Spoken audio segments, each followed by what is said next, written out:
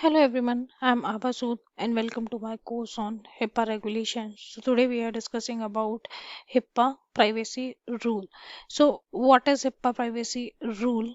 So let's see when it has been entitled. HIPAA Privacy Rule was first enacted in 2002 with the goal of protecting the confidentiality of a patient healthcare information while enabling the flow of patient healthcare information when it is needed.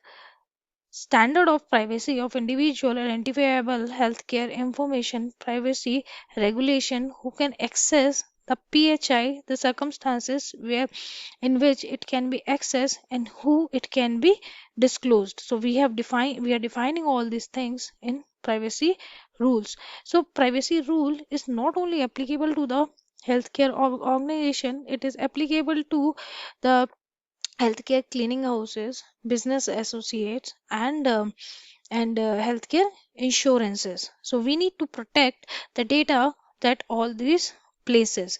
So now this is the second things come. This is HIPAA regulation.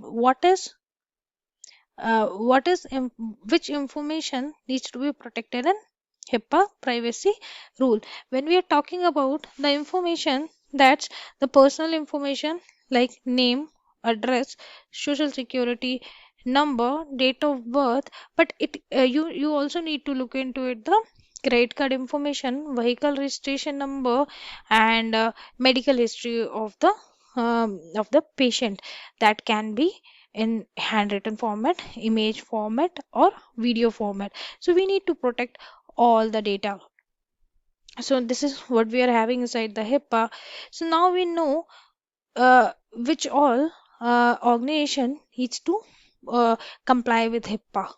But now let's understand in which cases uh, this information can be disclosed without the authentication from the patient.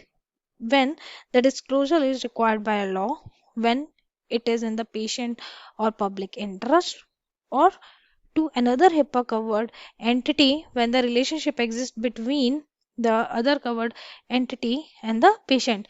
In these circumstances, the data can be transferred to other entity without the permission of the patient. So now we understand this. Now the next is why we need to protect our PII data. So we need to protect our PII data as we have discussed like this.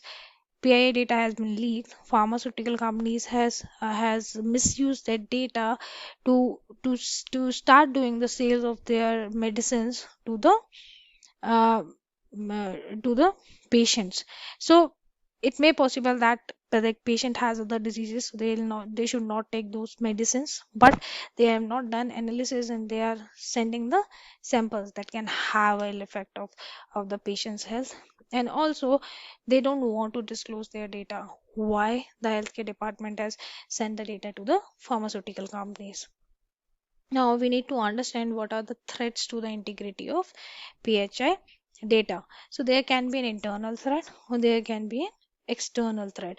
What is internal threat? Internal threats are the employees which are working in healthcare healthcare units or the organization which should comply with HIPAA.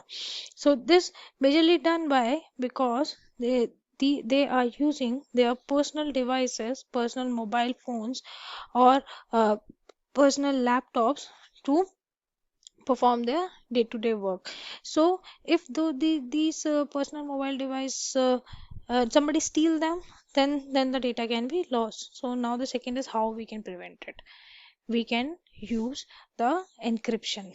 So whatever the data they have put it into their mobile should be encrypted. We can use the encrypted apps so that they can interact to the encrypted way. So even though the device is stolen, still the data is encrypted. They cannot take it out and misuse it.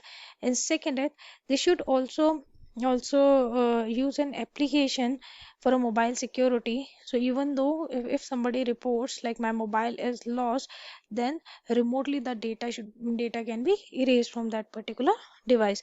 So this can be some ways we can prevent us from the internal threats. Now what about the external threat? What is an external threat? External threat is a attacker attack at the system and steal your data. So this is how we can do the DLP, data loss prevention.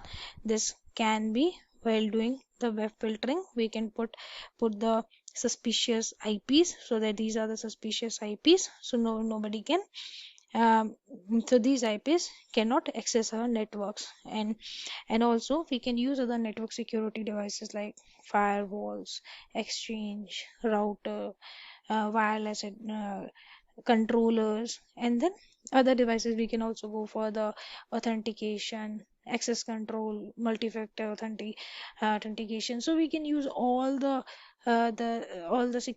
security protection devices, so protect our data.